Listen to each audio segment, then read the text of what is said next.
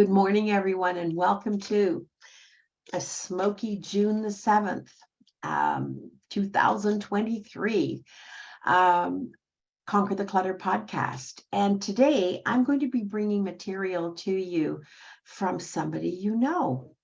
And we're going to be talking about online shopping in particular, but in the context of problematic shopping, okay?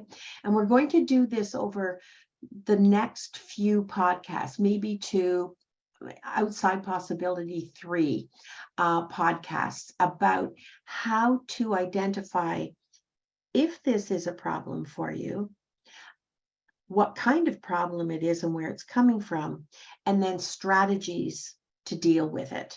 Now, it doesn't just have to be online shopping, but online shopping is the easiest version of what we're going to talk about. And we're going to figure out how you ended up with, tied into the last material, the habits that form so that you automatically or much more easily kind of fall down the rabbit hole, because they do get in your way. We're also going to demystify some of those behaviors. All right. So many people get stuck with, and we've talked about habituation, the cue, routine, reward continuum. And when we've really done a great job of forming something into a habit, good, bad, or indifferent, it becomes ever so much more natural almost. All right. It feels natural. It feels the norm. It's the place we go to. So I want to demystify some of those behaviors so that you've got more ammunition and more strategies so that they can't propel you into instant attraction, instantly being drawn into feelings that become almost, I've had it described as almost unconscious. It's sort of like overlearning something. Have you ever driven somewhere and you drive there a lot, and then you realize you start out, you turned the car on, all right, you can remember that, and you head out, and then you get halfway to where you headed, and you really don't have a clear memory of the path. It's not that you're unconscious, it's that you've overlearned something. And this habituating online shopping or problematic shopping, or even extend that to problematic acquiring, all right, that can almost become unconscious. And if you're not at unconscious, the state of unconsciousness, I want anybody to reflect on their acquiring behaviors, all right, and ask, how much does it feel like it is at least beyond your control? All right. So let's start with online shopping. Okay. I'm going to draw heavily on Conquer the Clutter. All right. Strategies to identify, manage, and overcome hoarding. And it can be a problem long before it's hoarding. All right. So, and it was written by, to credit the author for people who listen to this later, you know who. All right, me. So in my, it's now 22 years experience specializing in nothing but hoarding behaviors, even before they actually become a disorder, I have witnessed countless of really great, lovely people, all right, like yourself, being held hostage by internal feelings of being compelled to acquire anything. Usually there's something specific that is the cue. Now we can use more technical terms. All right. However, generally it's too late by the time they realize that they are compelled by a sense of developed or sort of spontaneous anxiety. All right. It's like, It can be a positive anxiety. Anxiety isn't all negative feelings. Anxiety can be ramped up on positive too, the hype of it, the opportunity, the excitement at possibly having something that's on offer. And then just slipping into a behavior of talking themselves into the wisdom of acquiring that thing. Sort of goes to, oh, all right. And they don't stop long enough to take a deep breath and realize, is this within my control, or am I now on a slip, like I'm on the banana peel here? All right. And I'm on a banana peel. I am not driving the bus. The bus is driving me or dragging me along behind it. That is actually a danger sign. They identify that feeling as a positive because it feels positive. It's energizing. It's very focusing. All right. We're going to talk about the devices that get used against us to create that chemical. Have we talked about hormonal balances long enough where we are fed, our system, our thinking, our reactions are fed hormonally? And that is driven by the thoughts we send our body. All right. Because even mildly compelled, you don't have to be out of control. It doesn't have to be, where is that button? Cart, where's the cart? Okay. It doesn't have to be that positive. Even mildly compelled strongly influences each and every one of us. All right. And what it does in influencing us forward is, at the same time we're moving forward involuntarily, not full volition, not consciously making a choice, even though we tell ourselves we are ignoring other options. It's like door one or door two, you don't get a choice. All right. So we ignore other options that we also currently have in that moment.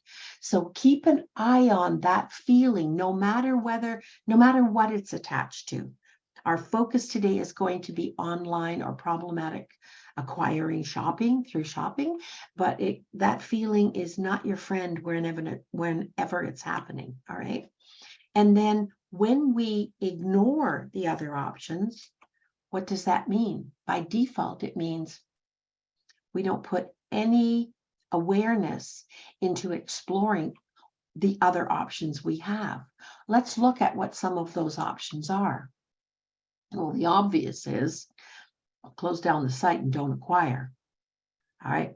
Just because of that chemical impetus that we feel. The moment we feel that, we should be on guard. Our next step is not to follow through. It is to put ourselves on pause, because you're being used. I'm being used when that kind of impetus is created in us strategically. So maybe we can put ourselves on a slow pause, or at least put the brakes on a little. What about saying, even though I'm pretty much committed to acquiring, because it sure looks like a good idea. In fact, I pretty much stick-handled it into being a solution to some problem I didn't know I had up until the time I saw this thing.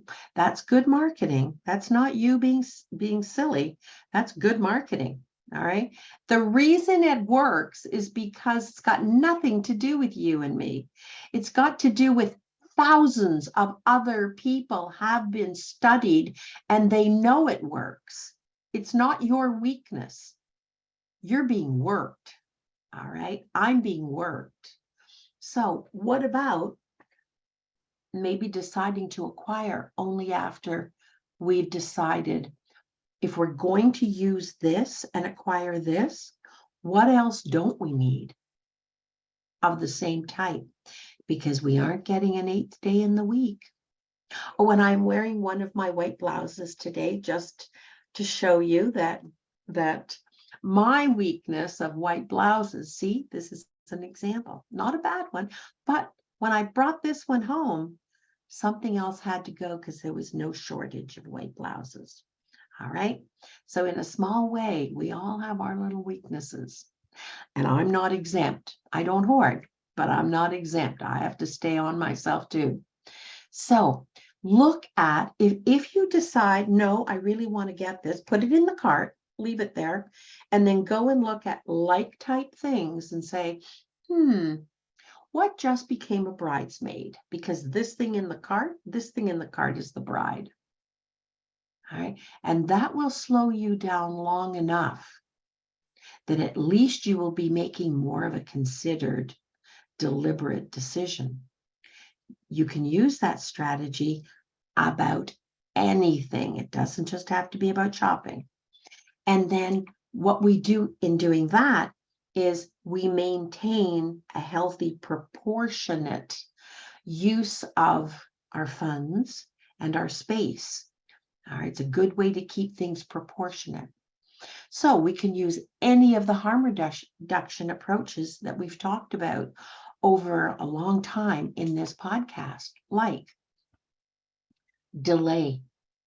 Your biggest friend when you are suddenly very, very focused and you weren't 2 minutes ago, all right? You are very, very excited or drawn in, or you know that feeling, all right? Your best friend is go on pause because you are not making the choice.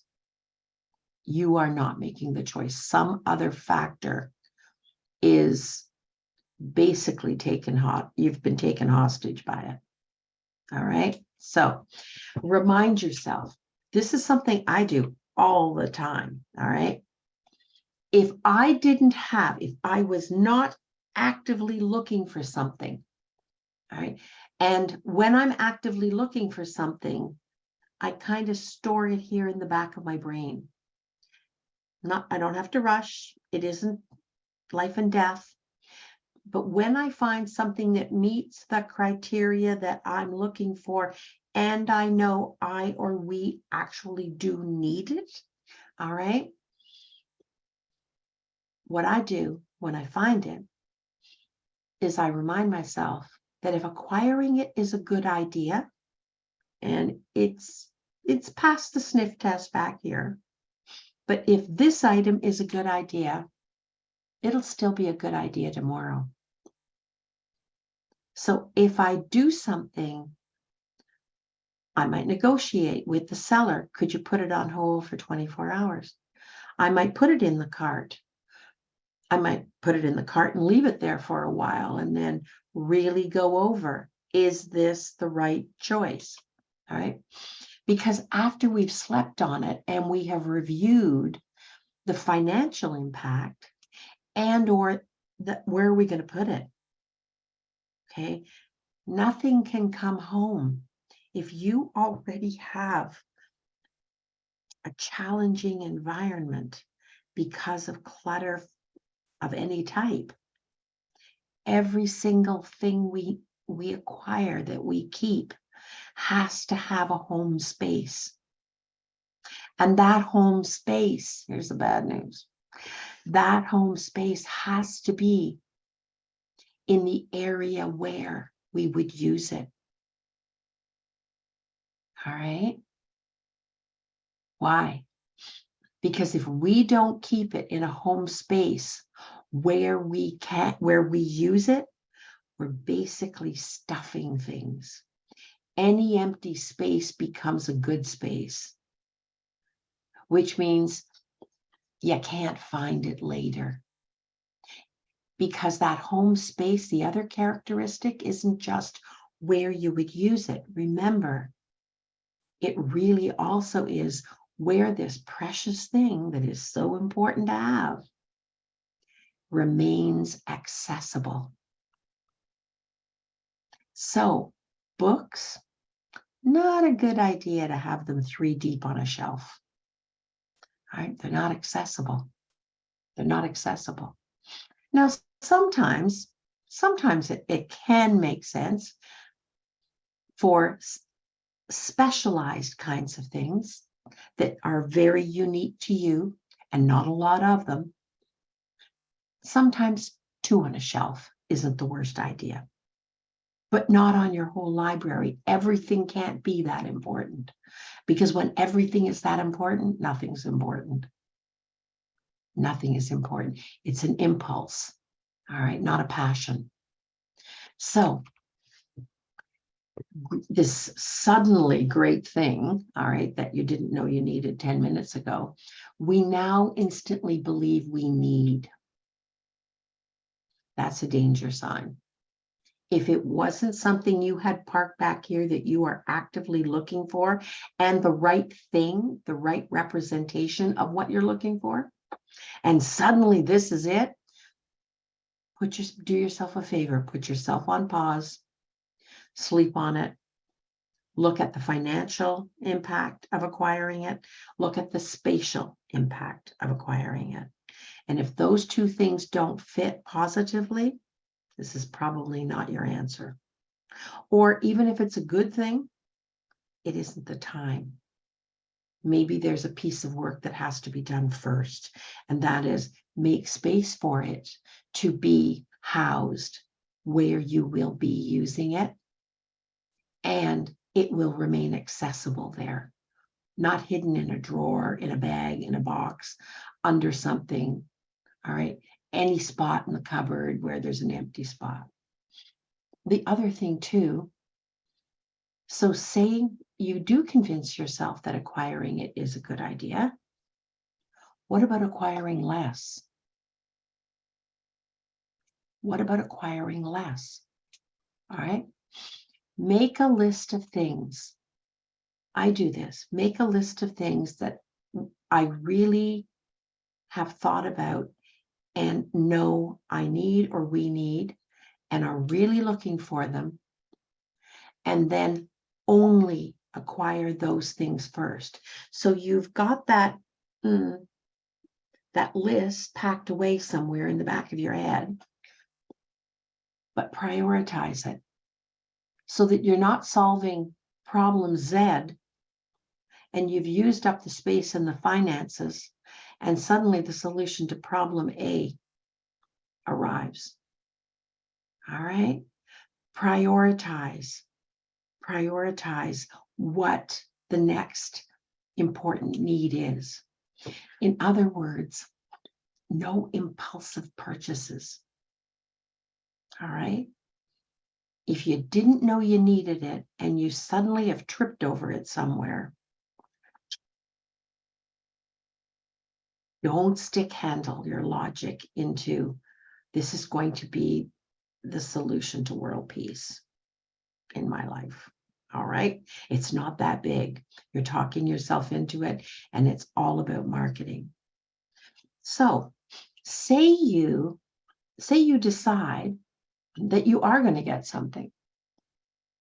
What about sharing the purchase with a close friend? All right.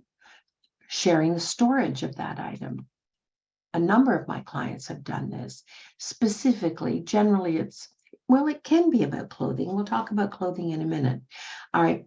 For example, gardening equipment, household tools, kitchen equipment. Kitchen equipment is a good one. All right. I gave my KitchenAid, my professional level KitchenAid mixer to my son.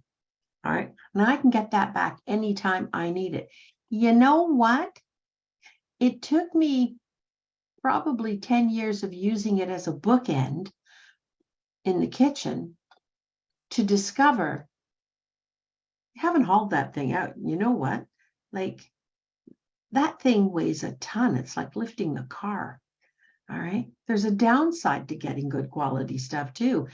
And then my son was helping us make dinner one day, and he brought bread. That's what he made the bread, go figure. And he brought it, and I thought, I wonder if he wants a KitchenAid mixer. He was delighted to have it. So you can share these things too with people who are close to you in your life. Outside property maintenance equipment, the snowblower, the shovels, the fill in the blank. All right. It can even in some cases work with clothing. Now, the cases where I have known that clothing can be shared usually aren't your day-to-day things. All right. But when you're donating, it doesn't help to run it by a friend first to see if they're interested. The items I'm talking about are kind of specialized items. For men, a suit or a tux or a something or my trekking boots, for instance. Who knew Uganda was going to give me multiple trekking boots in case they got wet? Well, pretty soon, some of those are going to find a new home because I will not be trekking like I trekked in Uganda. All right. So I don't need them to that extent anymore. Maybe things like formal dresses or specialized equipment, gym equipment as well. Go together and buy a piece of gym equipment. One piece is at your place, one piece is at your friend's place. All right. So as we consider an item, okay, the fundamental question I want you to ask yourself starts with, is this item you today as you move forward? Does it actually represent you today as you move forward to whatever goals you're setting for yourself today, for tomorrow, and beyond? And those goals probably have nothing to do with the item being considered. All right. Is this item, instead of being who you are today moving forward, is this item in some way who you used to be or who you wish you were, or it's part of a dream you have that questionably deserves home space? All right. Because is it just going to be packed away somewhere? Because it really isn't who you are today. Does it fit into the context of your life? Does it actually meet your needs today? When you say to yourself, what do I need? Where is it? And how do I get enough of it to make enough of a difference? Is this item that item? Does it even remotely meet your needs moving forward? And if you didn't know you needed it a half hour before, it wasn't a pressing, compelling need, you're talking yourself into something. You're being manipulated. All right. You're worth more than to meet the marketer's need at your financial and spatial expense. What is the cost to each and every one of us of carrying those things forward? Are we dragging a weight of things? How can we possibly move forward? Is that where you want to give your energy? That every time you go to accomplish something, you have to move this thing, if you can move it? Is that where you want to spend your energy? And what does that do to the likelihood that the goals and the needs you actually legitimately have today that will improve your life, that will make you feel safe, that will make you feel fulfilled, that will actually reward you? What is that doing when you accept substitutes because somebody was a really great marketer and convinced you for 10 minutes until you paid for the thing and it arrived and you found it was nothing like? That's one of the other problems with online shopping, right? When it arrives, there's no guarantee that it looks anything like what you think you ordered, or is the quality that really great photographs made it look like. Are you living in the past? Are you living in the past? Or are you living in a wishful thinking future? Another way people can get a little bit stuck is the item symbolic of another problem in our life? And so instead of working on the problem and solving that, we accept this substitute as a partial fill. Give your energy, give your funds, give the best of yourself to the problems you have. We all have them. All right. No one's exempt. Put your time, your effort, your money, your energy, your passion into improving your life in the ways that are meaningful for you. Right? But there's no way that anything on a screen can effectively do that, especially if half an hour before you never knew you needed it. All right. The other thing too, an example, okay, of some clients of mine have recently discovered, and this was wonderful, and I asked the person's permission yesterday to mention it today in the podcast. This person has been working for about 2 years on a really difficult problem in her life that had webs out to other relationships. All right. So it wasn't just one front she was fighting one front she was fighting the fight on. Really toxic, punishing, unsatisfying relationships in their life. And she's done, wow, I tell you, she's done consistently hard work uphill. All right. And in the last, it's all started to come together now so that she's got enough developed that she knows isn't positive and enough sound ground to stand on. It's not solved quite yet, that the light came on for her. All right. And when that light came on, the compulsive shopping in the last month, like we're talking compulsive shopping, all right, has stopped. Yesterday's session, she told me, you know what? She said, I know you told me to observe myself so that I don't do something that I regret and then I have to fill it. All right.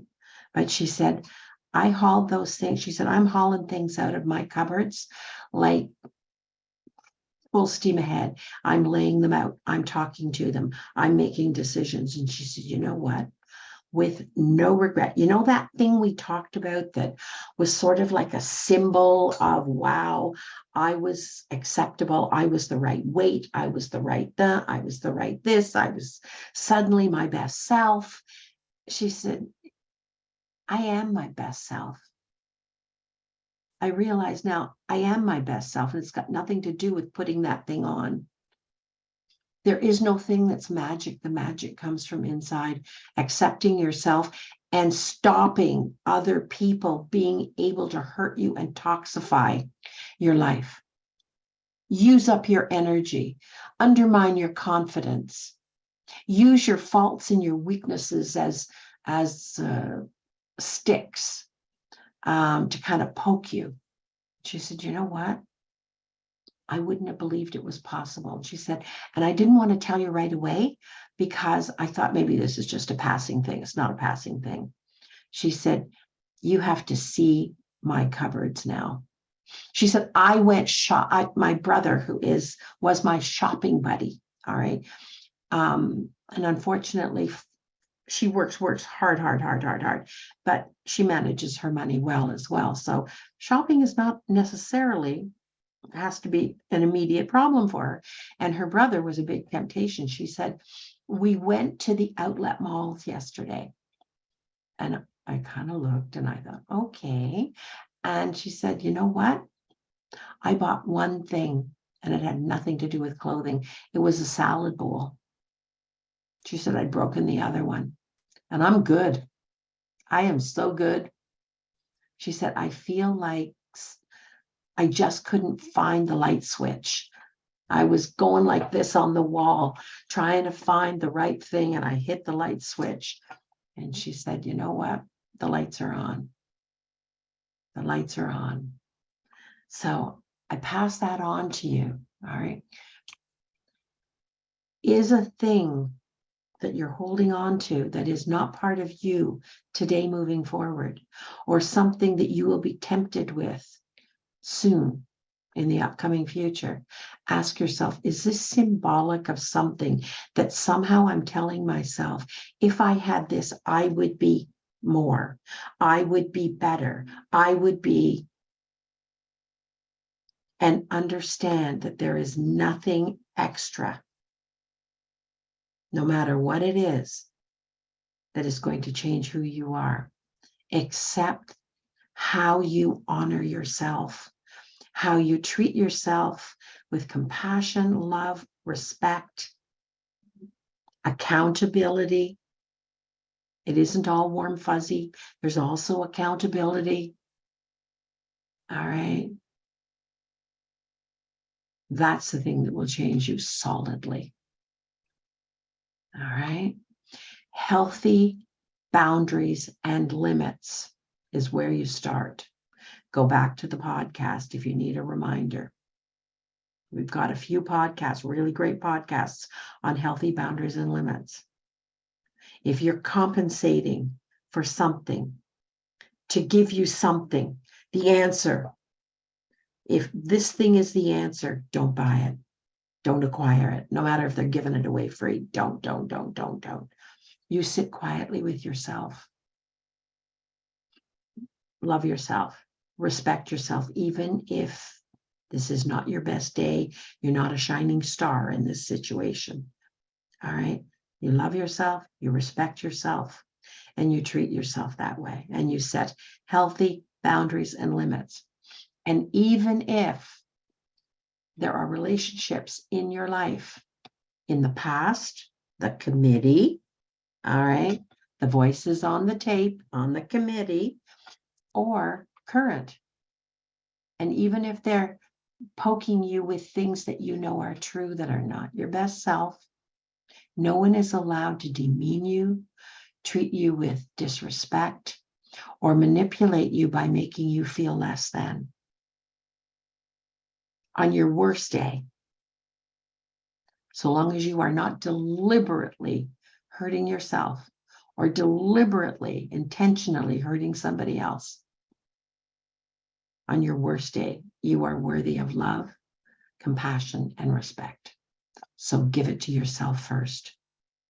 We teach people how to treat us. All right? And support healthy boundaries and limits energetically, so that we can let go of the debris in our life, and we don't have to acquire anything else that is just going to become debris, including significant amounts of anything that previously we considered immensely important. Are they you today moving forward? And you know that old rule about if I've had it for a year and I haven't used it? I don't entirely believe that. Okay, I don't stand behind that like 100%. But the question I would ask you to ask yourself is it possible that some of those things, any of those things, actually are things that in the moment you considered immensely important? Are they you today moving forward?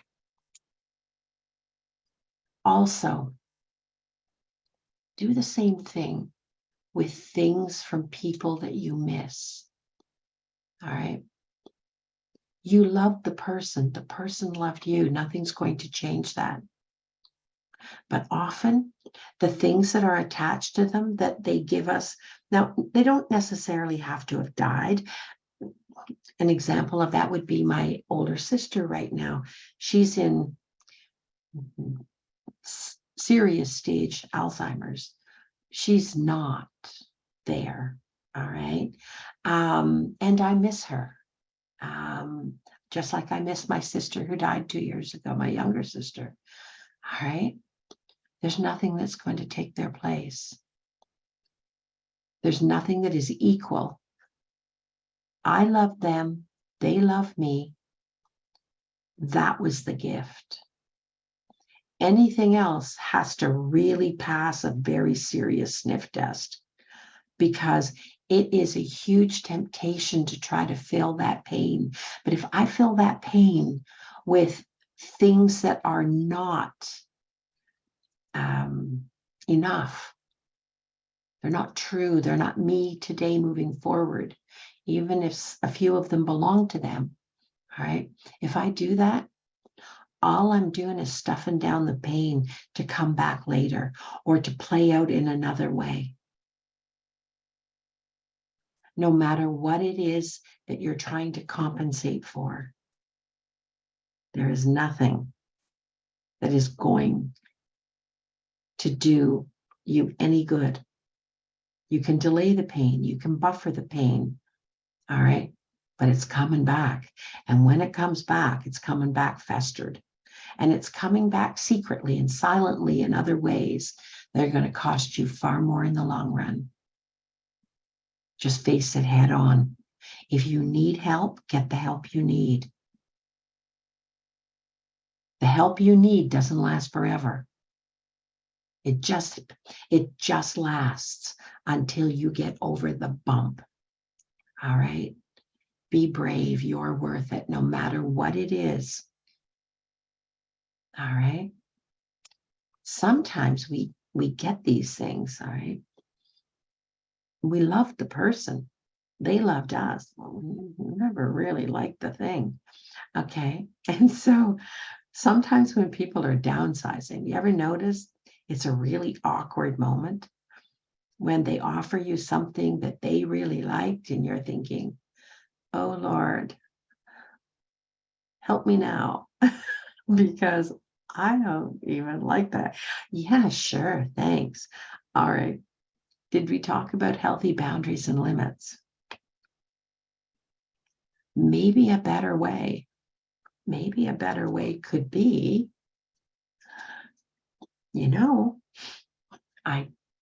I just don't have room for it to do it justice. Honor the thing. Honor their affection for it. I wouldn't say I don't like it. It's not really me. I would say I just really don't have the space to do it justice. Define justice, okay? Keep your face straight when you say it. Okay, and then say, but I will help you find the right home where somebody will act, if you want, where somebody really will appreciate it and take care of it. Just at this moment, that's not me.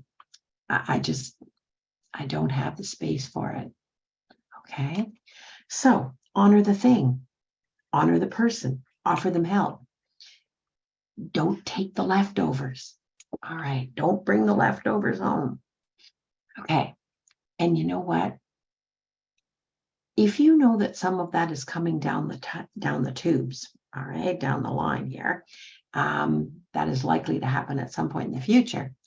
Get ready. It can be hard to know how not to offend the donor. All right. But taking it and keeping it in your garage or your basement or somewhere else just to be nice and then have to get rid of it, probably not your best choice.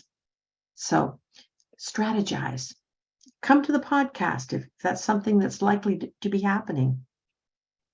Come to the podcast. We can all offer suggestions, because I'm sure people here today have been in that situation, and I know I have as well.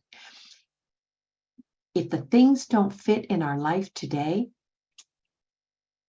if you haven't got a current pressing need for something, What would it be like just to pass the thing on? Okay. Just as they are. Don't devote the time and the energy, the agony to figuring out how you can fit these things into your life. All right. Or where the perfect home for them is. Trust. And I know I've had really good experience with this. We have 2 or 3 places that I take away the donations when I work with people on site. And we take them to 2 or 3 particular charitable places, because those places support the values that we believe in. All right. And trust. I have had so much feedback from the people who run these places about particular items. All right. Or even the quality of items.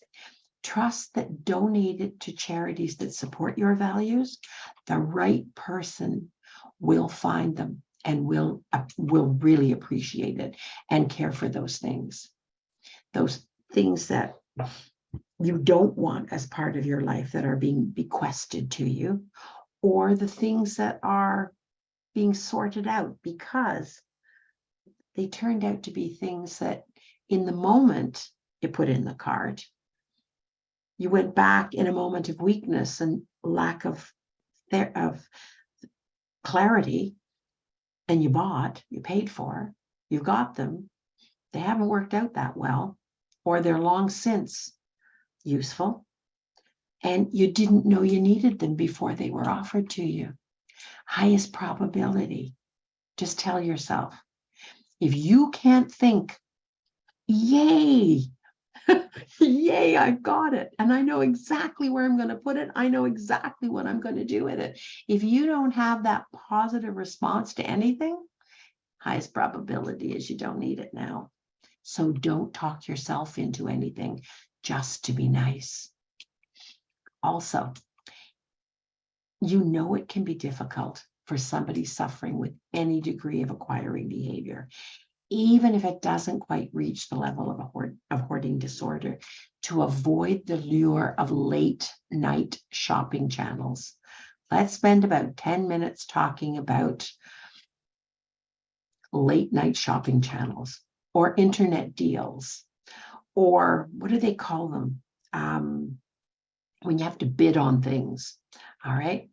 The dizzying rush that people tell me they feel from the instant availability of any item that remotely attracts them is the same as they go into a store, it's on sale, can't miss a deal.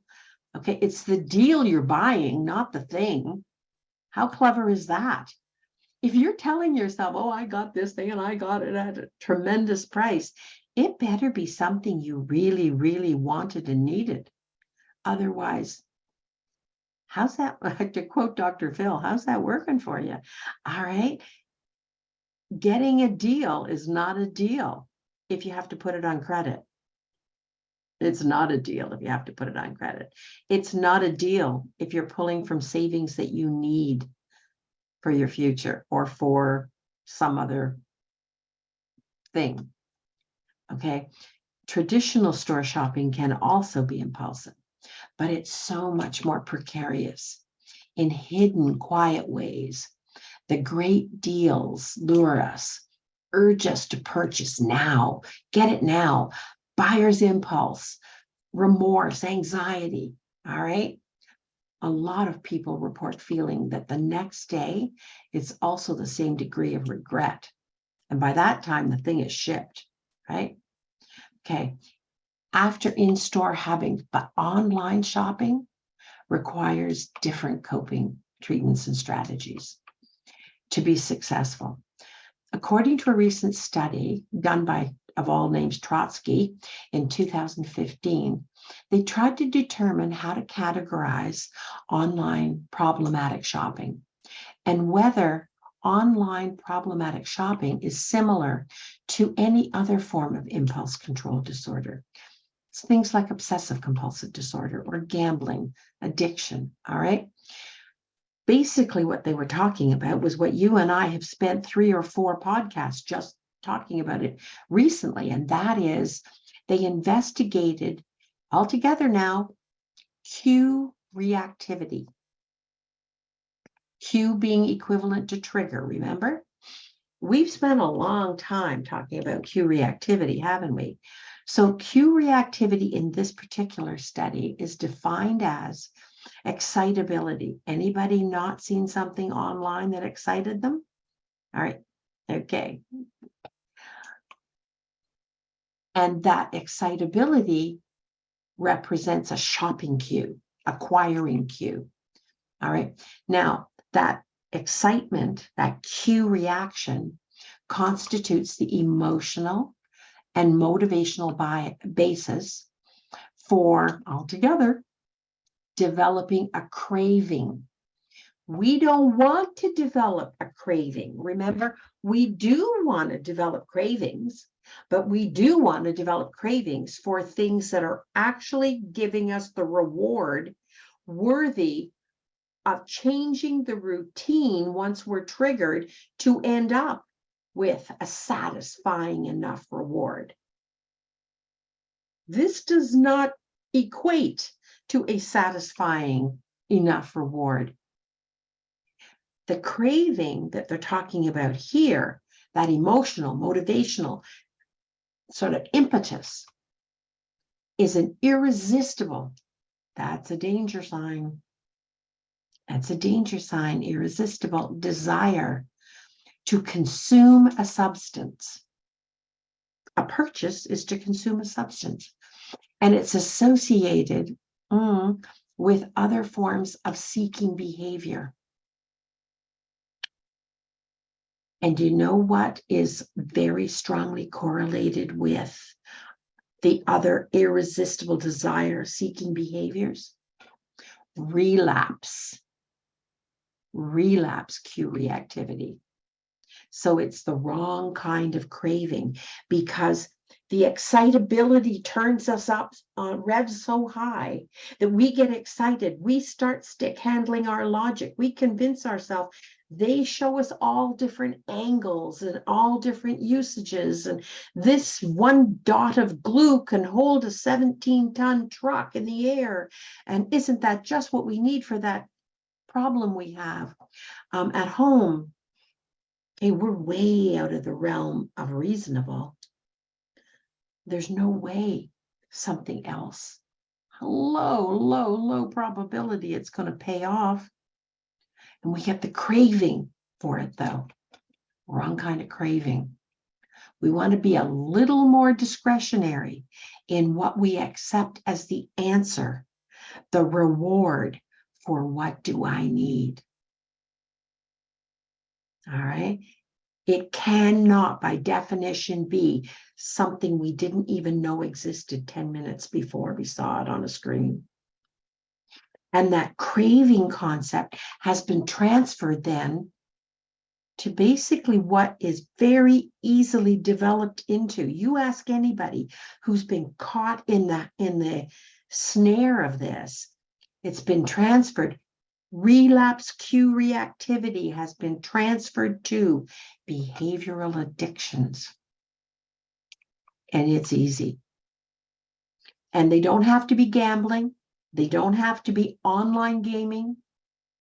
Okay, just the use of cyber contact for other presumed rewarding, temporarily rewarding behaviors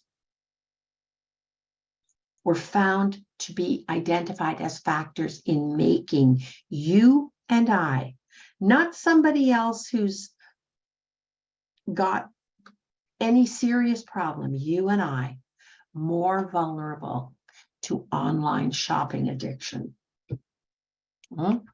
Or doesn't start with addiction. It starts with, got nothing better to do. I think I'll just scan my phone. Oh, I wonder if, and then overuse, because we, WEI, in 2015, identified three key factors that make each and every one of us especially vulnerable to overuse of online shopping. First, those people, and we got thrust into this in COVID. All right, we got thrust into it. So it still isn't healthy, it still isn't good, but preferring to buy anonymously is one.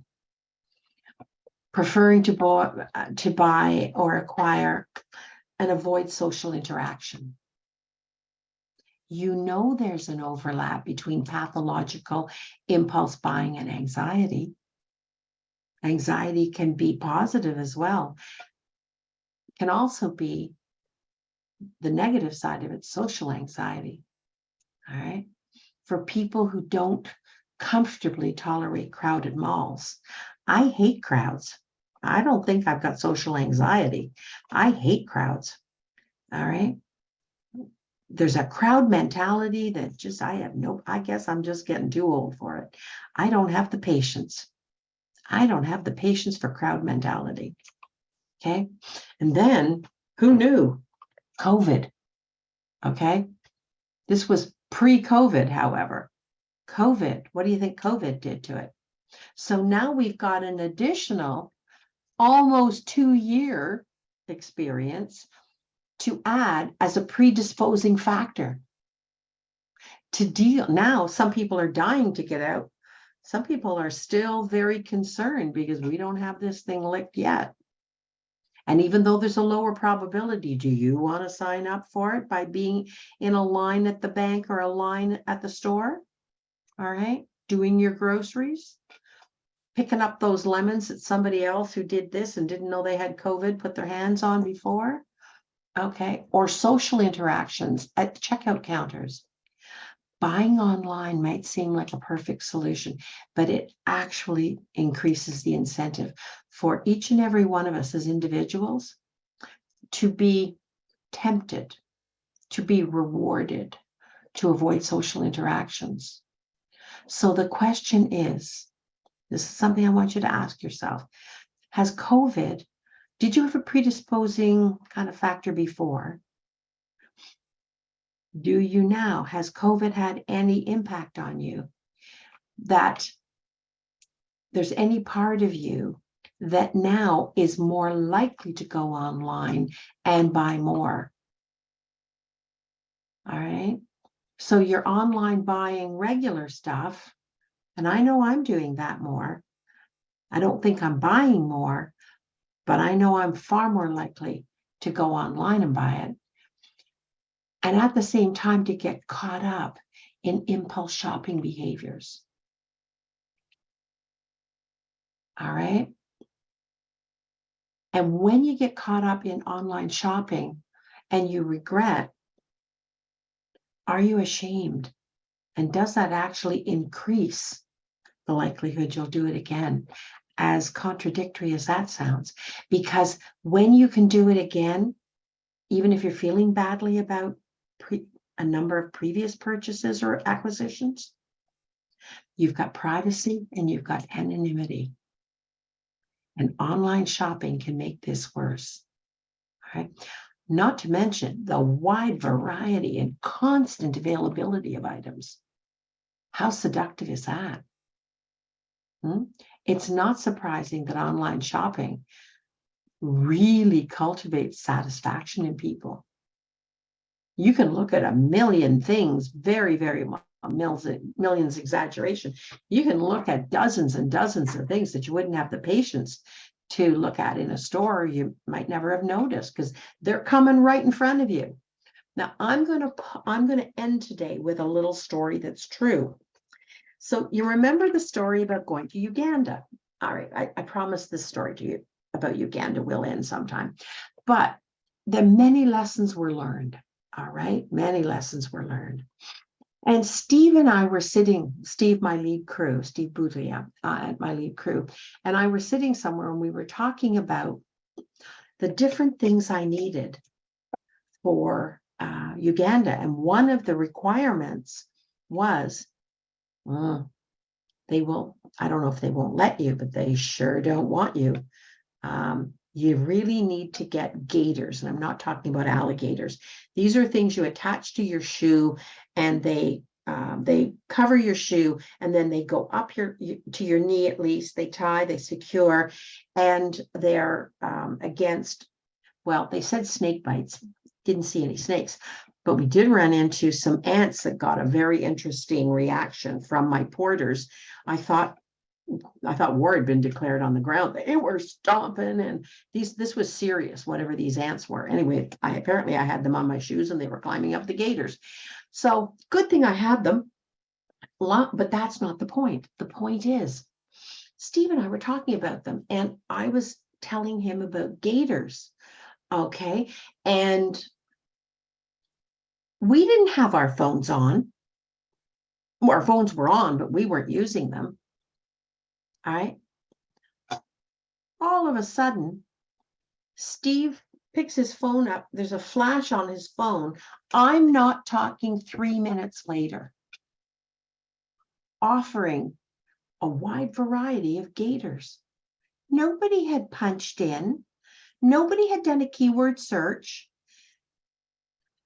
Also, I have taking my Apple Watch off when I'm counseling, because sometimes I will ask a question and Siri will say, I'm sorry, I can't help you with that. All right. They're listening all the time. Now, I don't want paranoia to be your end result here. What I want you to realize is that look up the definition of algorithm. All right. It is a mathematical equation. And if you are online at all, they have your number.